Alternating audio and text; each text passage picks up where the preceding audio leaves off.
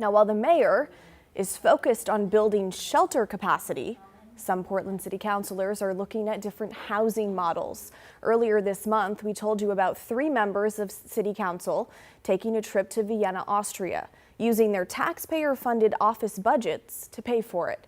Councilor Candace Avalos, Mitch Green, and Jamie Dunphy, along with members of their staff, joined a larger group, about 20 people altogether, to go to Vienna and learn about social housing. Now, that's housing owned and operated by government or, in some cases, nonprofits. I talked about it with Candace Avalos before the trip. When I asked about how much it was going to cost, she didn't have an answer at the time, and neither did anyone at the city. But now that everyone is back in town and they're starting to release that information, so let's dive in.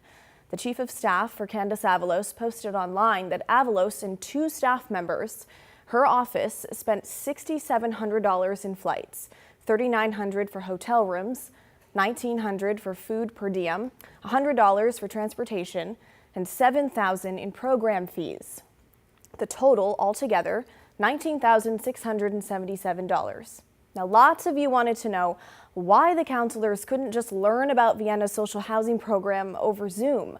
In the same post talking about the costs, Avalos' chief of staff wrote that the lived experience and the 9-hour time difference convinced us that it was worth the time and expense to do this the right way. Zoom calls, did I mention the 9-hour time difference? We're just not possible. Councilor Mitch Green says he and his chief of staff spent $2,600 on flights, another $2,300 on hotel rooms, and $7,200 on the program fee. He says they declined the per diem and covered meals and taxis with their own cash. They spent $11,950 altogether.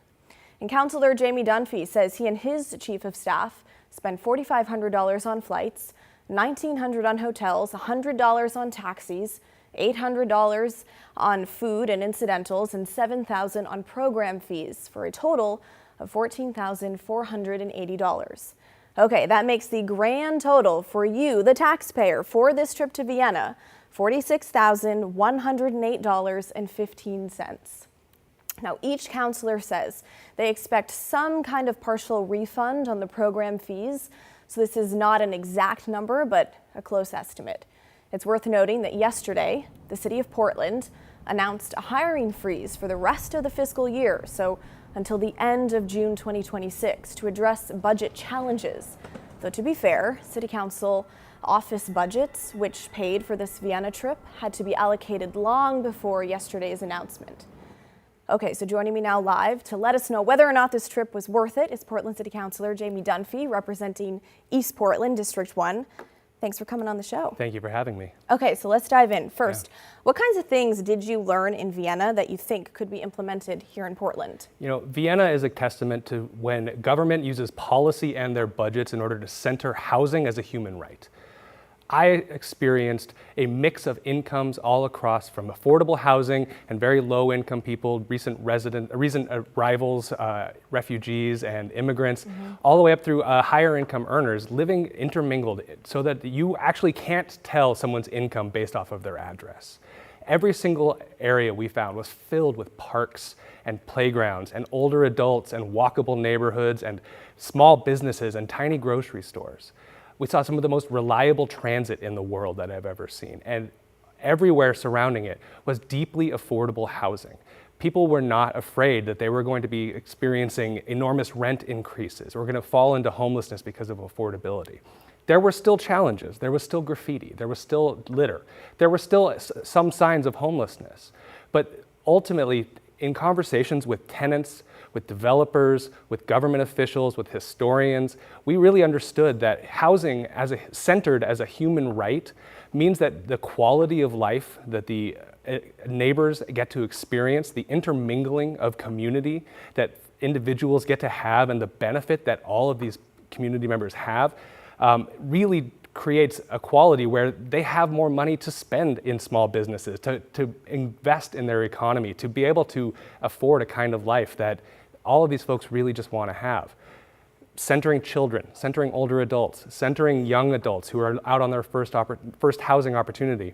Using policy as a tool for that is something that we can absolutely emulate here. So on social media, you posted a reel to social media about the trip. You said, centering housing affordability policies around the object, not the subject, leads to better affordability outcomes. Okay, can you explain that? What exactly does that mean? Yeah, absolutely.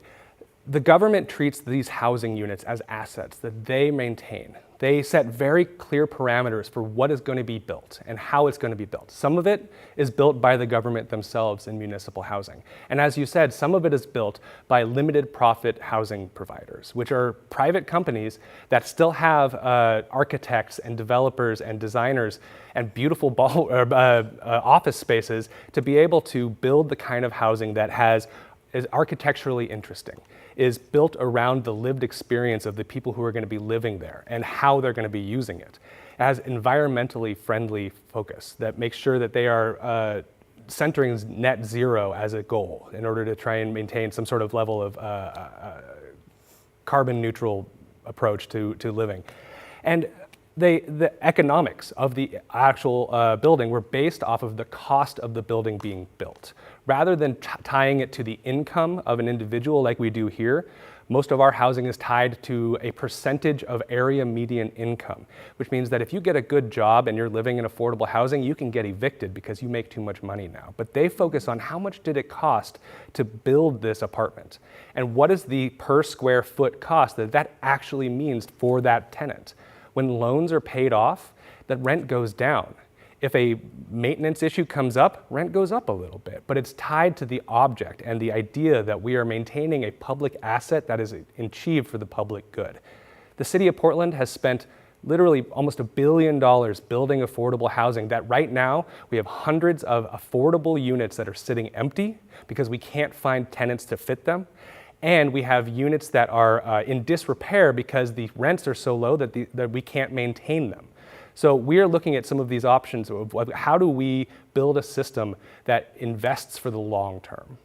So I want to stop you there. You said we have hundreds of affordable housing units sitting empty because Absolutely. we can't find tenants. I mean, I could go point to 100 homeless people on the streets who would love to have an affordable housing unit. Yeah. Where's the disconnect? Yeah, when the city builds using federal LIHTC credits, it's low-income housing tax credits, we are tied to building that at 60% of area median income. I mean, it's not built for homeless folks. It's not built for folks who are making 30% of area median income. It is built for people who are at 60%, which is almost what market rate rents are right now. And so right now, if you have the option of going through all the rigmarole of trying to apply for affordable housing, or you could come live in my district in East Portland and Powellhurst, for maybe $150 more for an apartment unit, you're probably going to go live in that market rate housing. We've been building the wrong type of housing for the population that actually desperately needs it, and so now we have a mismatch, and we have a lot of nonprofits who are desperately trying to fill those units, but they can't find the right kind of tenants. We literally have hundreds of empty apartment units sitting across the city. Wow, that's so concerning. It's deeply concerning. Okay, so let's go back to this social housing model.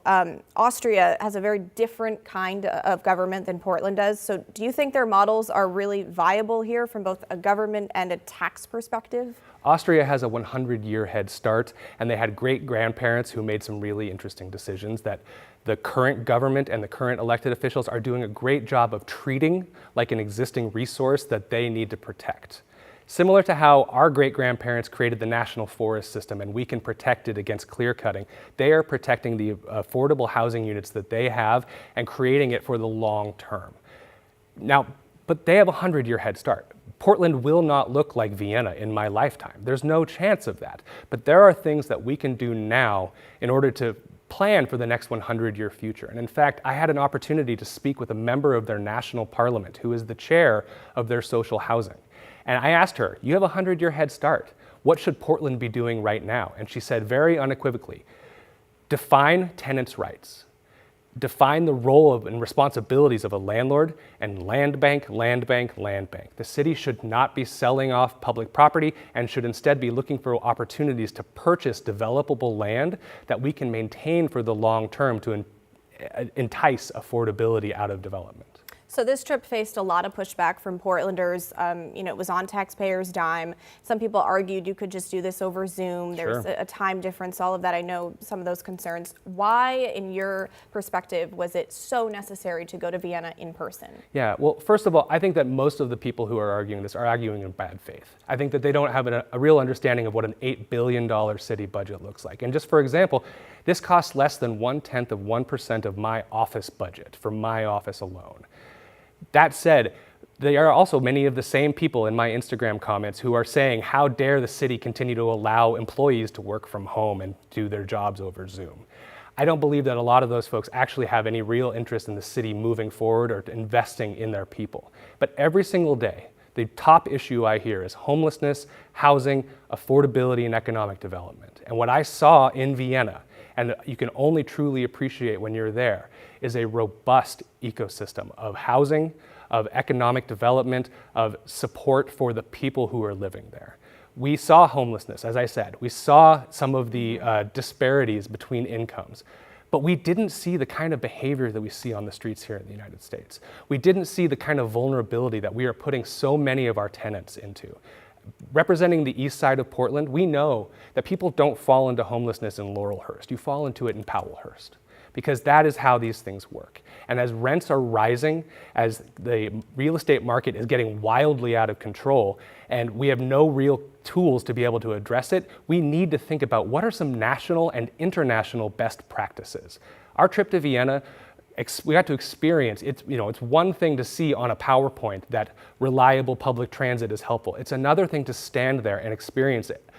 A new train coming every 5 minutes, and every single one filled with children and adults and people on their way to work and older adults who are off to the library or off to try and shop, and to experience what it's like to walk through a park filled with children who are of different backgrounds and different incomes and different nationalities, and actually meshing and creating something bigger than themselves.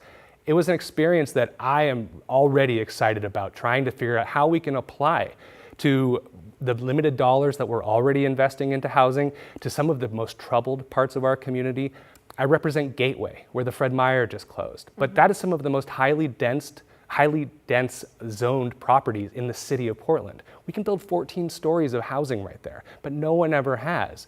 What if the government came in and built something intentional next to some of the best transit in the city, next to some amazing opportunities for walking around to small businesses and protected bike lanes? We can do more with the dollars we already have in order to actually create something that is of value for the community for the long term. Okay, Councilor Dunphy, thanks for coming on the show. Thank you so much for having me. All right, so now it's your turn to weigh in. Do you think the trip to Vienna was worth it for the 3 city councilors using tax dollars? Did anything that Councilor Dunphy say change the way you've thought about this issue? Let us know. Email the story at kgw.com or call and leave us a voicemail, 503-226-5090.